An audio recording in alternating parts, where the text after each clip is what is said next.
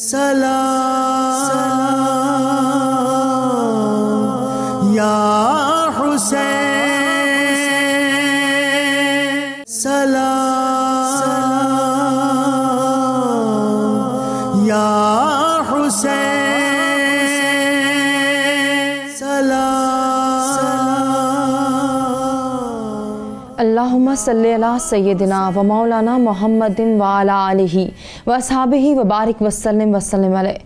اعوذ باللہ من الشیطان الرجیم، بسم اللہ الرحمن الرحیم۔ پروگرام سلام شہدائے کربلا کے ساتھ میں ہوں آپ کی میزبان ہمار سلان۔ ناظرین کرام، آج کے پروگرام میں ہم آج کے دن کی مناسبت سے ہی بات کریں گے۔ آج 11 محرم الحرام ہے، اور جیسے کہ ہماری یہ سیریز تسلسل کے ساتھ چل رہے ہیں، ہمارے یہ پروگرامز تسلسل کے ساتھ چل رہے ہیں، جس میں ہم واقعہ کربلا کو، مارکہ کربلا کو ڈسکس کر رہے ہیں، اس کے حوالے سے جان رہے ہیں، واقعات اور روایات پر مبنی گفتگو جاری ہے، اور آج بھی ہم جو ہے ان حالات کو، ان واقعات کو کوٹ کریں گے، ان کا تذکرہ کریں گے، ان پر روشنی ڈالی جائے گی جو 11 محرم الحرام کو پیش آئے۔ انہی حالات و واقعات پر مبنی ہم گفتگو کریں گے آج کے اس پروگرام میں، جب ہم تذکرہ کریں گے اسیران کربلا کی کوفہ روانگی کا، امام حسین علیہ السلام کے اس قافلے کو جب اب کربلا سے کوفہ لے جایا جائے گا، اور کوفہ سے پھر شام تک کا سفر، اس کے حالات و واقعات کیا ہیں، ان کا تذکرہ کرنے کے لیے، ان پر روشنی ڈالنے کے لیے، ان کا احاطہ کرنے کے لیے جو مہمان میرے ساتھ موجود ہیں، جلدی سے ان کا تعارف کراتے ہیں اور گفتگو کا آغاز کرتے ہیں۔ سب سے پہلے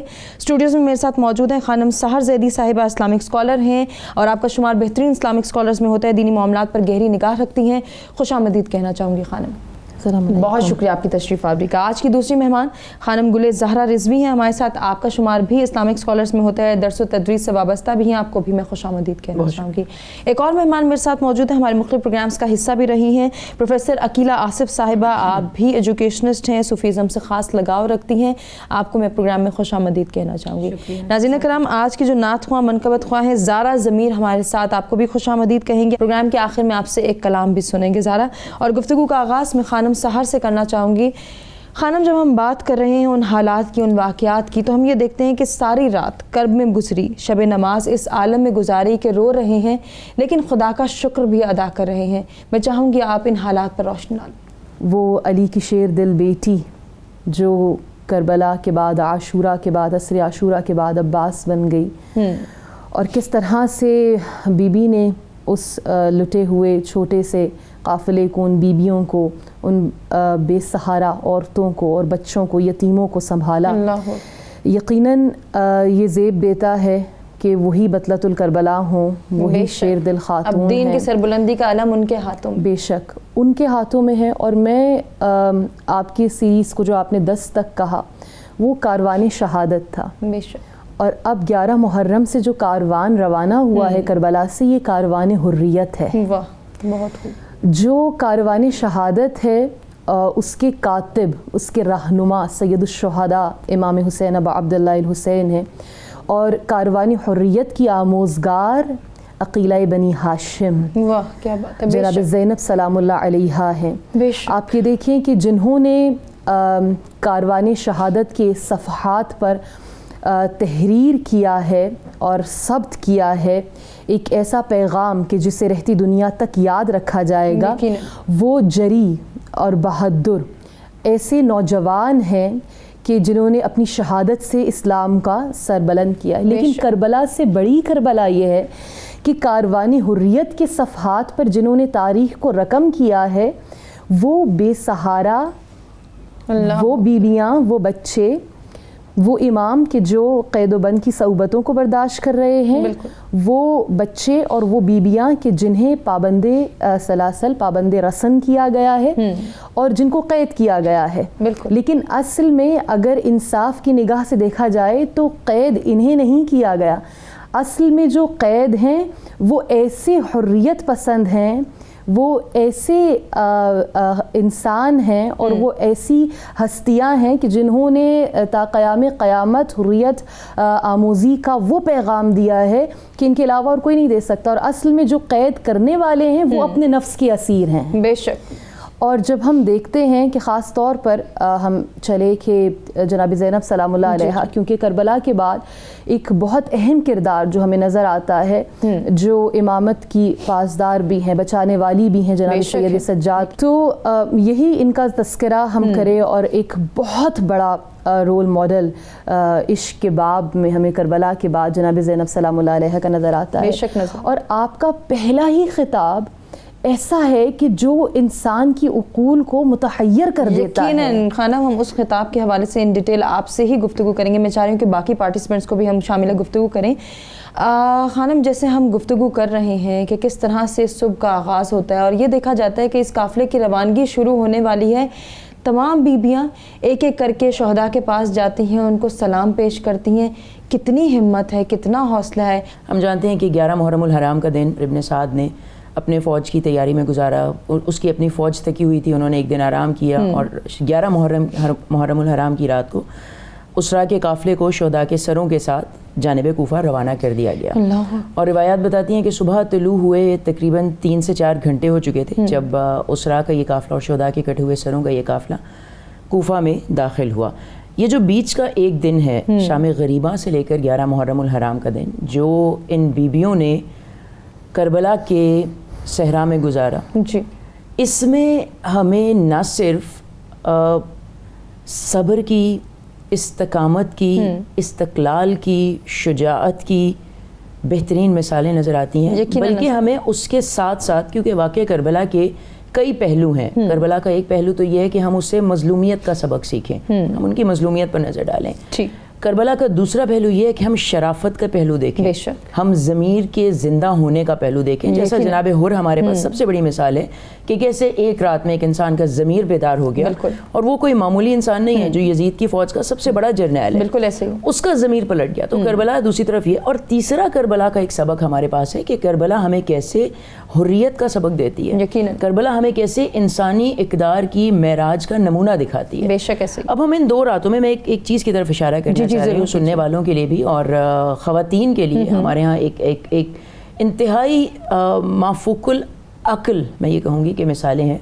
جناب زینب سلام اللہ علیہ کی ذات گرامی، میری جان آپ پر قربان، آپ کی مظلومیت ایک طرف ہے جناب زینب، آپ کا صبر ایک طرف ہے، صحیح، لیکن اس ایک رات میں، شام غریبہ میں اور 11 محرم الحرام کو، اگر آپ اپنے چشم تصور کو 61 ہجری میں لے کر جائیں اور آپ دیکھیں کہ ایک لک و دک صحرا ہے، بالکل، جس میں خون کی بو ہے، اللہ، جس میں چاروں طرف آپ کے پیاروں کی لاشیں ہیں، جس میں جلے ہوئے خیمے ہیں، لاشیں ہیں، ٹکڑے ہیں، سر بریدہ بدن ہیں، جس میں جلے ہوئے خیمے ہیں، خیموں کی راکھ ہے، اور اس میں کچھ بیبیاں ہیں اور ان کے ساتھ کچھ بچے ہیں، اور وہ غم سے نڈھال ہیں، وہ بھوکے پیاسے ہیں، کیونکہ اگرچہ جسے ہم فاقہ شکنی کہتے ہیں، جناب حر کی زوجہ عصر عاشور کے بعد کچھ گیہوں کے دانے اور کچھ بھنے ہوئے دانے لے کر آئی تھیں ان کی فاقہ شکنی کروانے کے لیے، لیکن وہ مقدار میں اتنے کم تھے کہ وہ جو 3 دن کے پیاسے تھے، کیونکہ امام حسین جہاں پیاسے تھے وہاں جناب زینب بھی پیاسی، بے شک ایسے، اور ان کی پیاس کا اختتام عصر عاشور پر ہو گیا، لیکن زینب کی پیاس جو ہے وہ آگے مسلسل چلتی رہی ہے، بیبیوں کی پیاس چلتی رہی ہے۔ اب یہاں پر جو میں بات کرنا چاہ رہی ہوں کہ جناب زینب سلام اللہ علیہ ہمیں، اگر انسان، اس دنیا کا انسان، 21ویں صدی کا انسان، اگر اپنے آنکھوں سے تعصب کی اینک اتار کر دیکھے، بالکل، تو کوئی وجہ نہیں ہے کہ گنیز بک جیسے ریکارڈز میں خواتین کے لیے زینب سلام اللہ علیہ کا نام ٹاپ آف دا لسٹ ہے۔ بے شک ایسا، یہ صرف صبر زینب نہیں ہے، ہم آج کتابوں میں پڑھتے ہیں ماڈرن دنیا میں کمیونیکیشن سکلز کیا ہوتی ہیں، ہم ماڈرن دنیا میں پڑھتے ہیں لیڈرشپ سکلز کیا ہوتی ہیں، ہم اس کے اوپر ورک شاپس کرتے ہیں، ہم اس کے اوپر سیمینارز کرتے ہیں، ہم نوجوانوں کو سکھاتے ہیں لیڈرشپ سکلز میں یہ ہونا چاہیے، اور میں کہتی ہوں کہ اگر کسی نے لیڈرشپ سکل سیکھنی ہے، قیادت کیسے کی جاتی ہے کسی ٹیم کی، تو وہ شام غریبہ اور 11 محرم الحرام کو زینب سلام اللہ علیہ کے رول کو دیکھ لیں کہ زینب اس بکھری ہوئی ٹیم کو جمع کیسے کرتی ہیں، اللہ، زینب ان کو موٹیویٹ کیسے کرتی ہیں، ٹوٹے پھوٹے دلوں کو کس طرح سے ایک جانب لے جا کے اور پھر ایک خاص ڈائریکشن کی جانب جانا جس میں پتہ نہیں کہ کیا حالات و واقعات ہیں، ان کو ایک ویژن کیسے دکھاتی ہیں، ان کو مقصدیت کی طرف کیسے چلاتی ہیں۔ تو زینب کی ہمیں یہاں پر صبر کے ساتھ ساتھ ہمیں جناب زینب کی لیڈرشپ سکلز نظر آتی ہیں۔ عقیلہ صاحبہ، جیسے کہ ابھی ہماری دونوں پارٹیسپینٹ نے بڑے اچھے انداز میں روشنی ڈالی ہے میدان کربلا میں ہونے والے واقعات و حالات پر، اگر اس کے سائیکولوجیکل پرسپیکٹیو کو میں آپ سے ڈسکس کرنا چاہوں، اب ایک جانب لٹا پٹا قافلہ ہے جس کا ہم ڈسکس کر چکے ہیں پہلے، جس کا تذکرہ کر چکے ہیں پہلے، جس پر روشنی ڈال چکے ہیں، دوسری جانب ہم یہ دیکھتے ہیں کہ یہ اس قافلے کو سمیٹ کر اب لے جانے کی تیاریاں ہیں، وہ احساسات، وہ جذبات، وہ خیالات کہ آگے کیا ہونے والا ہے، ایک قیامت دیکھ لی، کیا آگے کوئی اور قیامت انتظار کر رہی ہے، آگے ہمیں کن مصائب کا سامنا ہے، کن مشکلات سے دوچار ہونا ہے، سائیکولوجیکلی میں آپ سے ڈسکس کرنا چاہوں گی اس کو۔ شکریہ ہما۔ اصل میں بات دراصل یہ ہے کہ 21ویں صدی میں ان حالات اور ان واقعات کو چشم تصور میں لانا بڑا ضروری ہے، کیونکہ انسانی ذہن جو ہے وہ جب تک ان حالات کو دیکھتا نہیں ہے، جب تک آنکھ دیکھتی نہیں ہے، آپ کی عقل اس کا ادراک نہیں کر سکتی، اور جب تک آپ کو اس کا ادراک نہیں ہوتا، آپ کو اس واقعے کی نوعیت کی سمجھ نہیں آ سکتی کہ ظاہر کیا ہے اور باطن کیا ہے، کیونکہ ظاہر اور باطن کو اس واقعے کے حوالے سے سمجھنا بہت ضروری ہے۔ کربلا کا واقعہ صرف ایک واقعہ نہیں ہے، اس کا تسلسل جاری ہے، آج بھی جاری ہے۔ آج بھی جب کسی کی گردن کٹتی ہے تو ہم سب ہل کے رہ جاتے ہیں، تو اس وقت تو کیا نہیں ہوا وہاں پر۔ اللہ اکبر۔ آپ یہ دیکھیے کہ شام غریباں کا تصور کیجئے ذرا کہ کیسے سورج ڈھل گیا، اور سورج کس طرح سے ڈھلا، اس کی سرخی کیسی تھی، آپ دیکھیں روایات میں مختلف طرح کی روایات موجود ہیں، اور وہ شام لک و دک صحرا ہے، اور اس کے بعد بچے ہیں اور عورتیں ہیں، اور اس میں دیکھیں حضرت زینب رضی اللہ عنہا کتنی ہمت سے سب کو دلاسے دے رہی ہیں۔ اللہ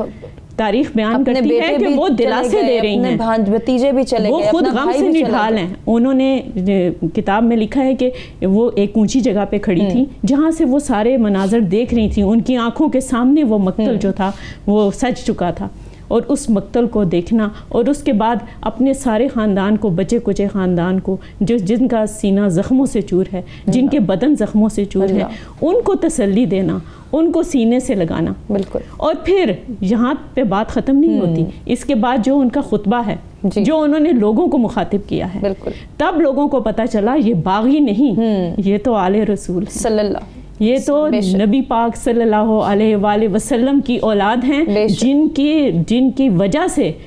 آج یہ لوگ اقتدار میں آئے ہیں، جن کی وجہ سے آج یہ لوگ اس مسند پر دعویٰ کر رہے ہیں۔ بالکل، یہ تو ان کی آل اولاد ہیں، ان کی رگوں میں تو ان کا خون دوڑ رہا ہے۔ تو یہ جو بات ہے، اس کا دیکھیں کہ اس کا نفسیات کے ساتھ کتنا گہرا تعلق ہے جب آپ اس حوالے سے دیکھتے ہیں۔ تو انسانی ذہن جو ہے وہ اس میں تب ایک جماکہ ہوتا ہے کہ اچھا یہ دیکھیں کیا کر دیا انہوں نے، یعنی آل رسول کے ساتھ یہ کر دیا۔ اس کے بعد ان لوگوں کو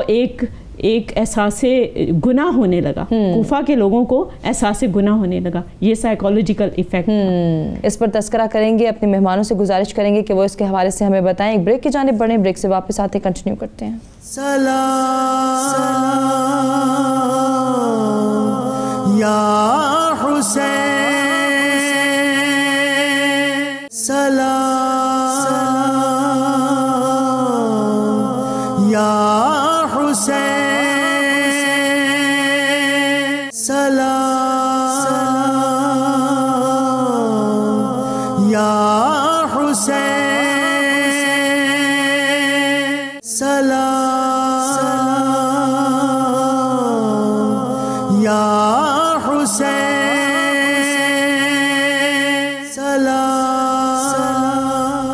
بریک کے بعد ایک مرتبہ پھر سے آپ کو کہیں گے خوش آمدید۔ اسیران کربلا کی کوفہ روانگی کا تذکرہ ہم آج کے پروگرام میں کر رہے ہیں، ان حالات، ان واقعات، ان احساسات، ان جذبات، ان خیالات کا تذکرہ ہو رہا ہے کہ کس طرح سے یہ قافلہ، یہ لٹا پٹا قافلہ اب دوبارہ ایک منزل کی جانب رواں دواں ہے، کیا حالات ہونے جا رہے ہیں، کتنے مصائب کا سامنا کرنا پڑ رہا ہے، کون سی مشکلات سامنے کھڑی ہوں گی، اب ان کا تذکرہ کیا جائے گا۔ اور جیسے کہ بریک پہ جانے سے قبل خانم عقیلہ نے یہ بہت ہی خوبصورتی کے ساتھ اپنے الفاظ میں تمام تر خیالات کو سمویا، تمام تر جذبات اور احساسات پر روشنی ڈالنے کی کوشش کی کہ اب یہ قافلہ جو ہے وہ بازار شام سے ہوتا ہوا ابن زیاد کے دربار میں پہنچتا ہے۔ میں چاہ رہی ہوں کہ آپ جو ہے وہ اب ان حالات، ان واقعات جو ابن زیاد کے دربار میں پیش آئے اور بی بی کی وہ للکار، بی بی کی وہ پکار، اس کا تذکرہ کریں۔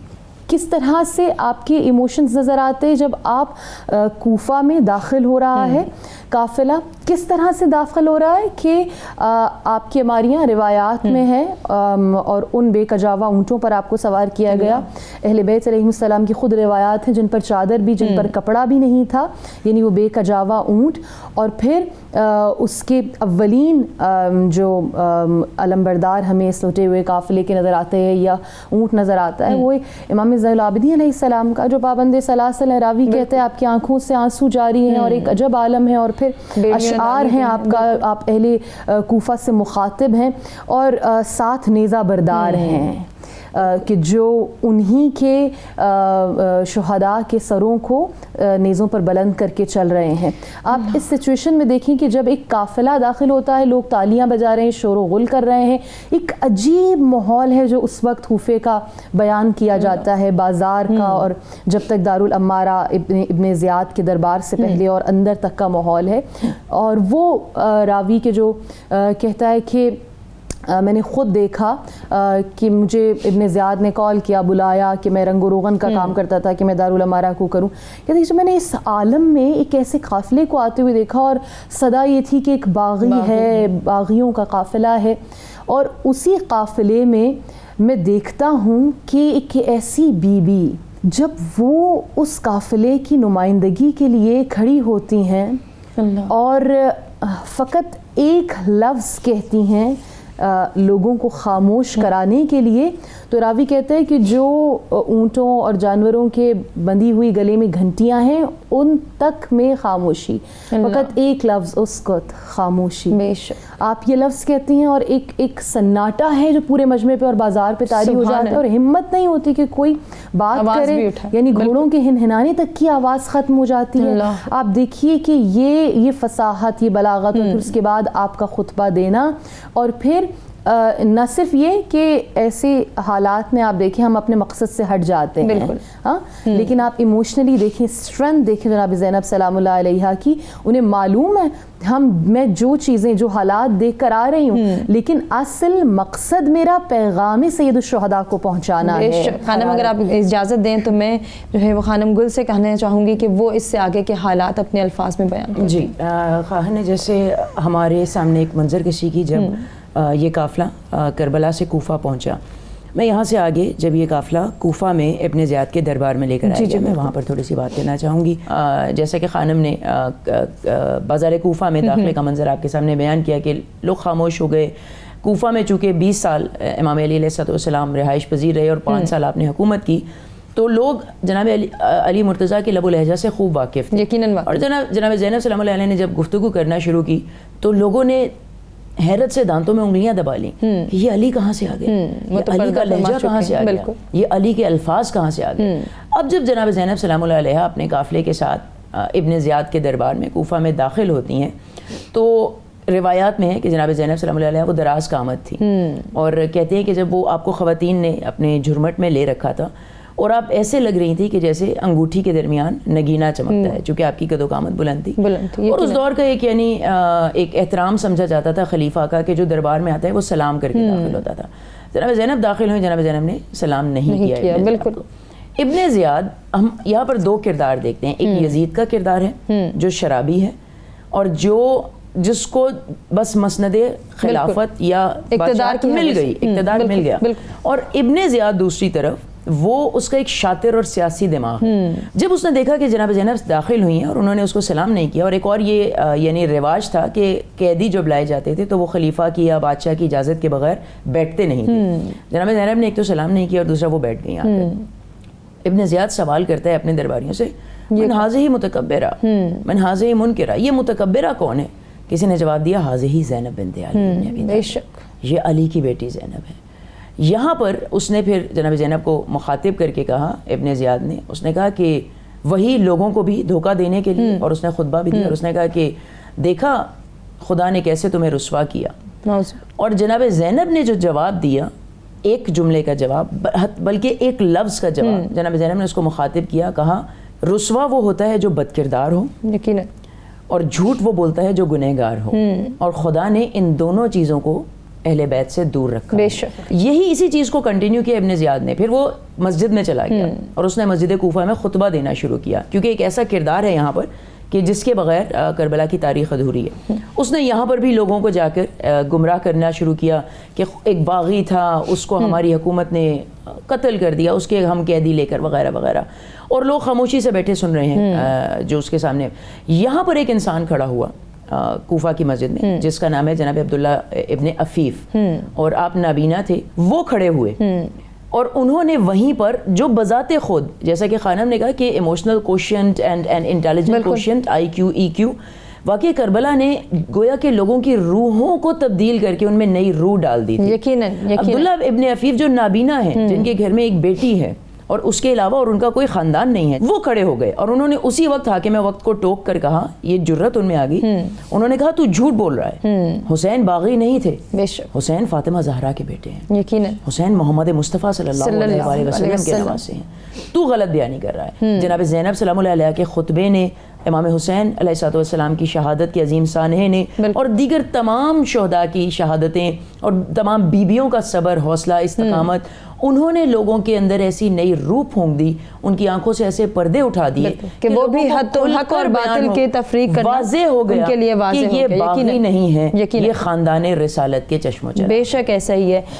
جیسے عقیلہ صاحبہ ابھی دونوں مہمان گرامی نے بہت خوبصورتی کے ساتھ بی بی زینب سلام اللہ علیہ ہے کہ وہ پرسنالٹی ٹریٹ سامنے لے کر آئیں, اس پر روشنی ڈالی کہ جو ہمیں دربار ابن زیاد میں نظر آئیں کہ کس طرح سے بی بی نے اپنے خاص انداز کے مطابق اس کو بھی للکارا, اس کو بھی پکارا, اور اپنی ایک وہ جو ہم کہتے ہیں نا کہ حسب و نظم کو بیان کرنے کے لیے آپ کے باڈی جیسچرز بھی چاہیے, تو وہ باڈی لینگویج سے بھی بیان ہو گیا. جب ہم اسلام کی بات کرتے ہیں ایک عام فہم گفتگو کے طور پہ اگر اس کو دیکھا جائے تو اسلام چادر اور چار دیواری کی بات کرتا ہے, پردے کی بات کرتا ہے, اور یقیناً یہ باپردہ خواتین ہیں, یہ مستورات ہیں جو پاک دامن ہیں. تو اب جب ان کے لیے جب ایک چیلنج سامنے آتا ہے کہ دین کی سربلندی ہے مقصد, دین میں حق اور باطل کی تفریق کرنی ہے, حق کو سربلند کرنا ہے, حق کی سربلندی کے لیے کردار ادا کرنا ہے, تو پھر ہم یہ دیکھتے ہیں کہ وہ اپنا وہ روپ دکھاتی ہیں, وہ کردار اجاگر کرتی ہیں کہ جو دراصل حقیقی طور پر ایک خاتون کو جو ہے وہ بتاتا ہے کہ ایک عورت, ایک خاتون کیا ہے. یہاں تو ہم صنف نازک کہہ کے ایک طرف ہو جاتے ہیں,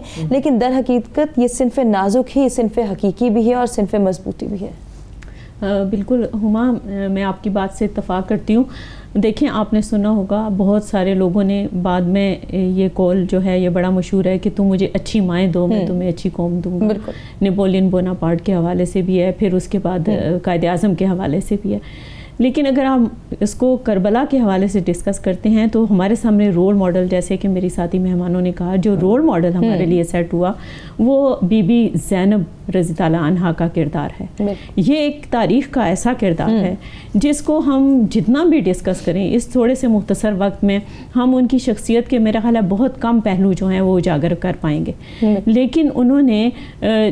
خاص طور پہ عاشورے کی شام اور اس کے بعد یہ ابن زیاد کے دربار میں, اور اس کے بعد جو ان کا یہاں سے آگے شام تک کا سفر ہے, اس میں جو ان کے خطبات ہیں, انہوں نے, کیونکہ اس وقت یہ میڈیا نہیں تھا کہ میڈیا کے تھرو یہ خبریں جاتی کہ اب یہ ہو رہا ہے, اب یہ ہو رہا ہے. یہ ان کا کردار تھا کہ یہ جو پیغام ہے جو نبی پاک صلی اللہ علیہ وآلہ وسلم کی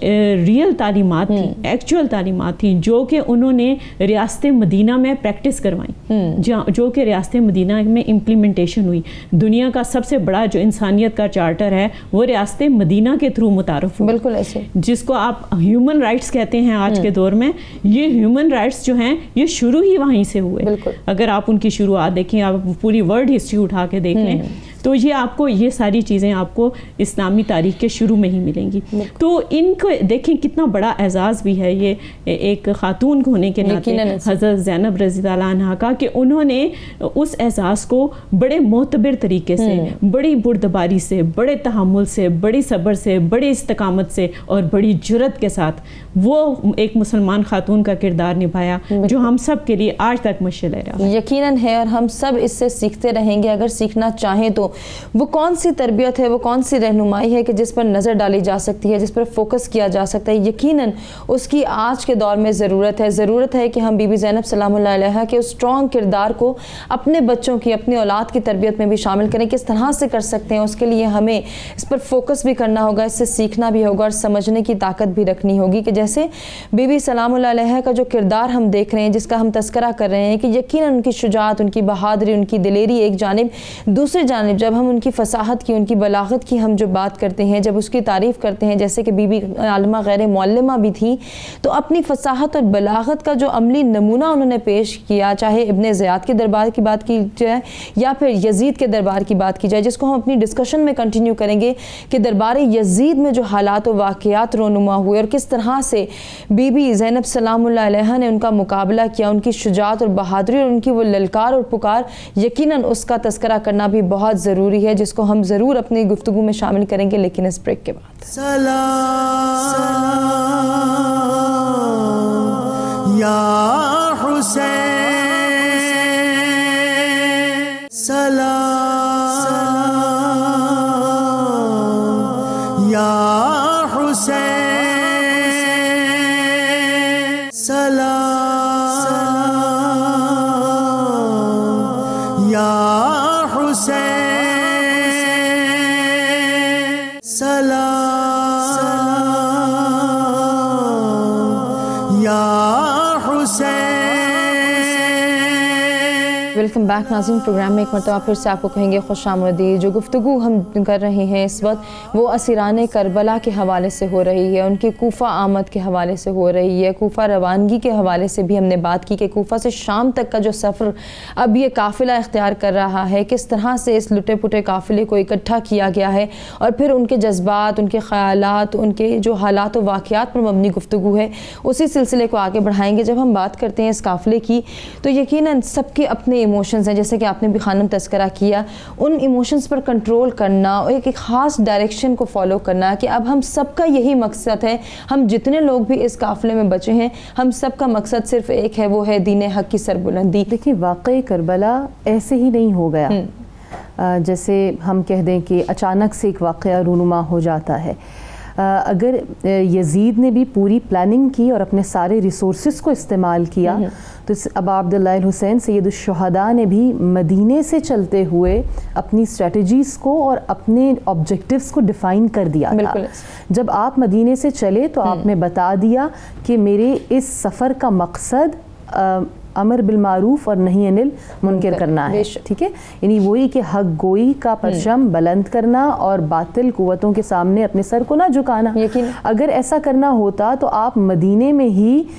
بیعت یزید کی کر لیتے اور وہاں پر ہی یہ سلسلہ ہو جاتا, لیکن آپ کا نکلنا وہ فرسٹ سٹیپ, آپ کا پہلا قدم ہی بتا دیتا ہے اور ڈیفائن کر دیتا ہے آپ کے راستے کو کہ آپ کہاں جا رہے ہیں, آپ کی منزل کیا ہے, آپ کی ڈیسٹینیشن کیا ہے.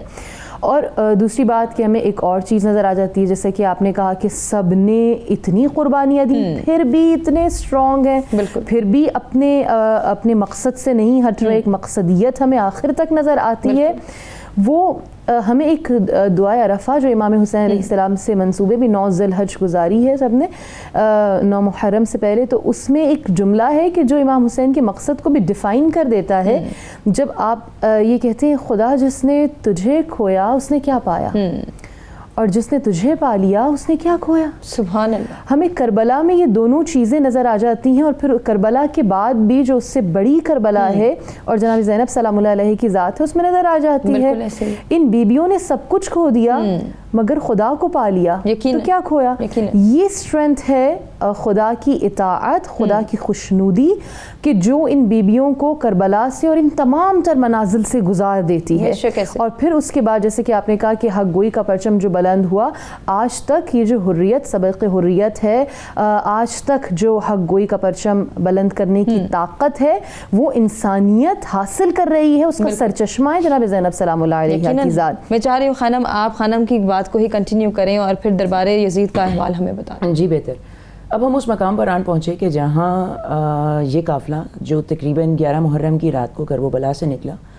12 محرم الحرام کو یہ قافلہ کوفہ پہنچا. مختلف راستوں سے ہوتا ہوا, بالبک کا راستہ اور مختلف طویل ترین دشوار گزار راستوں سے ہوتا ہوا تقریباً یکم صفر المظفر کو یہ قافلہ شام پہنچا. شام میں بابو ساعت اور یزید کے دربار میں جو بازار ہے، اگر کسی نے شام کی جناب زینب سلام اللہ علیہ کے روضہ مبارک کی زیارت کر رکھی ہو تو وہ جانتے ہیں کہ تقریباً آدھا کلومیٹر کا رستہ ہوگا. لیکن اس بابو ساعت سے یزید کے دربار میں داخلے جو تقریباً آدھا کلومیٹر ہے یا 1 کلومیٹر کر لیں، تقریباً اس رستے کو طے کرنے میں ان بیبیوں کو 18 گھنٹے کا وقت لگا، کیونکہ وہ بازار سجے ہوئے تھے، لوگ پتھر برسا رہے تھے، لوگ روک رہے تھے، بار بار قطع کلامی کر رہے تھے وغیرہ وغیرہ. بہرحال اب جناب زینب سلام اللہ علیہ جو آخری منزل ہے اس سفر کی، جو یزید کا دربار ہے جہاں زینب کو پیش ہونا ہے، آپ کو یزید کے دربار میں داخل کیا جاتا ہے. اور یزید کو آپ کوئی معمولی شخص یا کوئی چھوٹا شخص نہ سمجھیں. وہ 36 برس یا 37 برس اس کی عمر تھی 61 ہجری میں. اور تمام جو بیلٹ ہے جس میں موجودہ عراق آتا ہے، موجودہ ایران آتا ہے، موجودہ سرزمین حجاز ہے، موجودہ ترکمانستان ہے، موجودہ افغانستان کے علاقے، یعنی ایک بہت بڑی بیلٹ. اس زمانے کا جتنا مسلمان ایریا تھا، 1-2 ممالک نہیں، کئی ممالک، ان کا واحد مطلق العنان حکمران ہے یزید. 36 برس کی عمر میں کئی ملکوں کی بادشاہت اس کے پاس ہے. اس کا دماغ ایسے ہی خراب نہیں ہوا بالکل ایسے. تو اس کو آپ معمولی انسان نہ سمجھیں. وہ ایک یعنی اپنی طرف سے ایک دنیاوی عہدے پر، ایک دنیاوی لحاظ سے بڑا اونچے عہدے پر فائز تھا. اس نے اپنے دربار میں ایک تو اس کے اپنے درباری تھے، معززین شہر تھے، اور ساتھ اس نے مختلف ایمبیسڈرز کو، سفیروں کو مختلف ممالک کے بلا رکھا تھا. اب یہاں پر بھی اس کی اسٹریٹجی، اس کی حکمت عملی اسی کو ہی الٹ گئی. اس نے یہ سوچا تھا کہ ان قیدیوں کو بلاؤں گا، اپنا پیغام اپنی طرف سے مینیپولیٹ کر کے ان کے سامنے رکھوں گا، اور یہ جب سفیر ہیں یہ اپنے اپنے ممالک کو واپس جائیں گے تو یزید کی دھاک بیٹھے گی کہ وہ کتنا مضبوط بادشاہ ہے. اسی مائنڈ سیٹ کو لے کے آگے، اسی مائنڈ سیٹ کو، وہ پیغام اس کا پوری دنیا میں چلا جائے گا. مینیپولیٹو سائنس جسے کہتے ہیں وہ کام کرے گا. اب جب جناب زینب سلام اللہ علیہ اپنے قافلے کے ساتھ یزید کے دربار میں داخل ہوتی ہیں اور جب کلام کرنا شروع کرتی ہیں تو دنیا کا طاقتور ترین حکمران اس وقت کا بی بی کے سامنے بیٹھا ہے. بظاہر آپ قیدی ہیں اور زینب آنکھوں میں آنکھیں ڈال کر یزید کی چند جملے فرماتی ہیں. انہوں نے کہا کہ تو کیا سمجھتا ہے کہ تو نے ہمارے جسم کو قید کر دیا؟ تو ہمیں قید کر دیا، ہماری روح ابھی بھی آزاد ہے. بے شک ایسے یزید تو ہمارے جسموں کو قید کر سکتا ہے، یقیناً تو ہماری روحوں کو اور یہی وہ للکار تھی جس نے یزید کو گھٹنے ٹیکنے پر تو ہماری روحوں کو قید نہیں کر سکتا. پھر زینب نے ایک ایسا جملہ کہا، آپ نے فرمایا کہ یاد رکھ کہ جو مٹ جائے گی وہ یزید تیری حکومت ہے، یقیناً، اور جو قیامت تک دلوں پر حکومت کرے گی، جو محبت قائم رہے گی، وہ میرے بھائی حسین کی محبت ہے. بے شک. خانم ہمیں جو ہے وہ وائنڈنگ اپ کی جانب بڑھنا ہے. میں مختصراً آپ سے جاننا چاہوں گی اس پورے واقعے کا کرکس آپ کی نظر میں کیا ہے؟ میں نے جو پرسنلی کربلا سے سبق سیکھا وہ یہ کہ ایک انسان اپنے پوٹینشیل کو کہاں تک آزما سکتا ہے. انسان، جیسے مولا علی فرماتے ہیں کہ انسان ایک کائنات ہے اور اپنے اندر ہی بہت بڑی دنیا ہے. تو مختلف چیزیں انسان اپنے پوٹینشیل کو آزمائے جلدی سے. جیسے روز عاشوراء ہمیں ایسا لگتا ہے کہ جیسے امام حسین علیہ السلام کی ہر قوت دوسری پر سبقت لے جانا چاہ رہی تھی. بے شک ایسے. صبر کہنا چاہتا تھا، ہر صفت صبر کہنا چاہتا تھا میں سب سے بڑی صفت ہوں حسین کی. اخلاق کہنا چاہتا تھا میں سب سے بڑی صفت ہوں حسین کی. شجاعت کہنا چاہتی تھی میں سب سے بڑی صفت ہوں حسین کی. تو میرے خیال میں کہ واقعہ کربلا یہ سکھاتی ہے کہ انسان اپنے پوٹینشیل کو کس طرح میکسیمائز کر سکتا ہے. یقین بجا فرمایا. جی عقیلہ صاحبہ، آپ سے بھی میری یہی گزارش ہوگی کہ جب ہم واقعہ کربلا کو دیکھتے ہیں اور ان حالات کو، جیسے ہم نے اسیران کربلا کی بات کی، اس قافلے کی بات کی، اس قافلے کی ایموشنل جو ہے وہ تمام خیالات، جذبات اور احساسات کو ہم نے اجاگر کرنے کی، اس پر روشنی ڈالنے کی کوشش کی کہ سب کچھ لٹ گیا، لیکن ایک خاص ڈائریکشن ہے جس کو یہ تمام تر افراد جو ہیں وہ فالو کریں. اہل بیت اطہار علیہ السلام کی بات کی جائے، ان مستورات، ان پاک بیبیوں کی بات کی جائے، یا ان بچوں کی بات کی جائے کہ جنہوں نے آنکھ کھولتے ساتھ ہی اتنے مصائب اور مشکلات دیکھی. ڈائریکشن ایک ہی ہے. آج کے دور میں اس ڈائریکشن کو سمجھنا کیوں ضروری ہے؟ ہما، میں اپنی اس بات کا آغاز جو ہے وہ اسی خطبے کے حوالے سے کرنا چاہوں گی جو حضرت زینب رضی اللہ عنہا کے نام کے ساتھ آج بھی ہمارے لیے اتنا ہی معتبر ہے جتنا کئی سو برس پہلے تھا. اس میں سے چند لائنیں میں آپ کی نظر کرنا چاہوں گی آپ کی اجازت سے کہ حضرت زینب رضی اللہ عنہا کہتی ہیں، خدائے بزرگ و برتر کی توصیف اور جملہ حقائق بیان کرتے ہوئے فرماتی ہیں کہ اللہ تعالیٰ کی قسم، یہ یزید کو مخاطب کرتے ہوئے کہہ رہی ہیں کہ اللہ تعالیٰ کی قسم تو ہرگز ہمارے ذکر جمیل کو نہیں مٹا سکتا. اور نہ ہی ہمارے مقام کی بلندی کو چھو سکتا ہے اور نہ ہی اپنے کرتوت کی آر کو دور کر سکتا ہے۔ آپ کو پتہ ہے کہ یزید کا جو ٹائٹل تھا وہ تھا یزید الخمار، یعنی ہر وقت شراب کے نشے میں دھت رہنے والا۔ تو یہ اس کا بھی اس کے ذات کے حوالے سے ذکر ہے۔ اور تیری رائے و کوشش کمزور اور یہ سلطنت چند گنتی کے دن ہیں۔ اور آپ یہ دیکھیے کہ حضرت زینب رضی تعالیٰ عنہ کا یہ قول، یہ جو پیشن گوئی تھی، یہ بالکل منوعن پوری ہوئی ہے۔ لیکن اب یہ دیکھیے کہ اس کے بعد جب ہم جائزہ لیتے ہیں اسلامی تاریخ کا تو ہمیں اس واقعہ کربلا کے جو اثرات ہیں اس کے کچھ تو جس کو کہتے ہیں شارٹ ٹرم ایفیکٹس اور کچھ ہوتے ہیں لانگ ٹرم ایفیکٹس جس کے دورس اثرات ہیں۔ تو شارٹ ٹرم میں تو یہ تھا کہ فوری طور پہ لوگوں کی رائے بدلنی شروع ہو گئی، لوگ یزید کے خلاف ہو گئے اور اتنے ان کو حقیقت حال کا پتہ چل گیا، ان کو پتہ چل گیا کہ یہ باغی نہیں ہیں، یہی تو اصل دین کے رکھوالے ہیں، یہی تو اصل دین اور اصل پیغام لوگوں کو پہنچانے والے ہیں۔ تو یہ تو فوری طور پہ اثرات تھے کہ اس کے خلاف جگہ جگہ لوگ جو تھے بغاوتوں کی آگ بھڑک اٹھی اور لوگ جو تھے اس کے خلاف اٹھ کھڑے ہوئے اور پھر اس کے بعد اس کو اتنی مہلت ہی نہیں ملی۔ اور آپ دیکھیں اگر کتابوں میں لکھا ہے کہ جو واقعہ کربلا میں جنہوں نے بھی اسیران کربلا کے ساتھ برا سلوک کیا یا اس میں حصہ لیا، اس میں سے ہر ایک کا کیا کیا انجام، بے شک اور وہ ہم سب کے لیے سبق ہے۔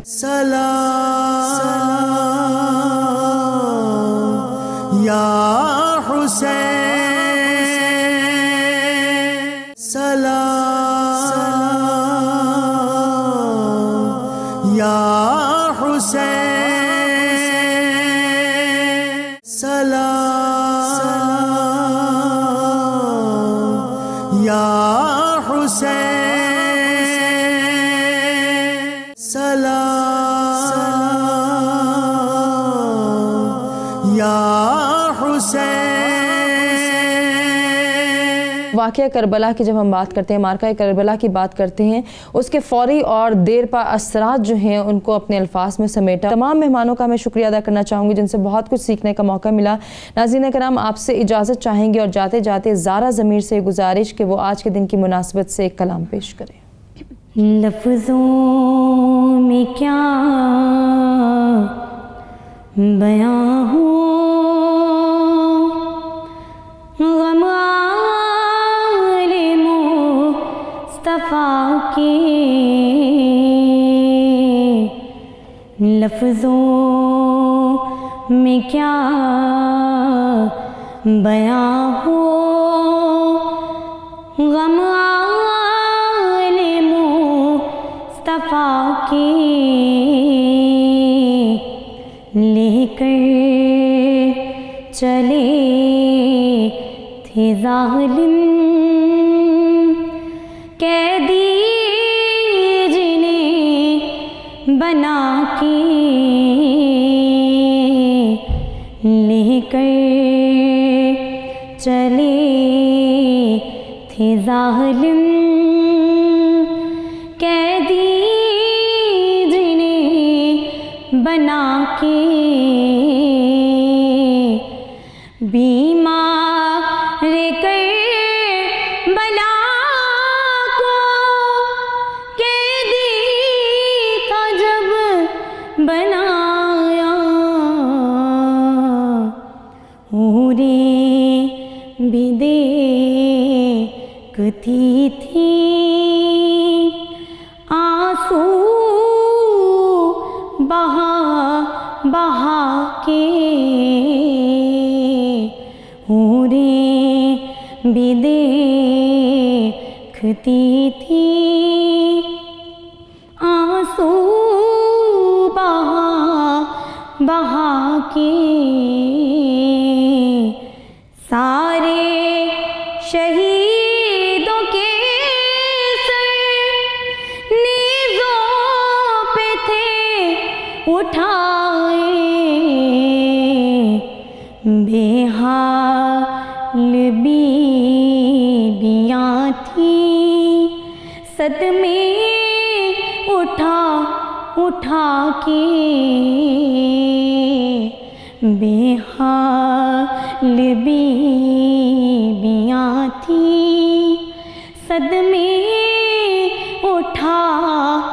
اٹھا کے لفظوں میں کیا بیاں ہو، ساجد نبی کا گلشن پامال کرنے والے روئیں گے حشر تک وہ دوزخ میں کوفی جا کے، روئیں گے حشر تک وہ دوزخ میں کوفی جا کے، لفظوں میں کیا بیاں ہو، غم آل مصطفیٰ کی لے کر چلے تھے ظالم قیدی جنہیں بنا کے،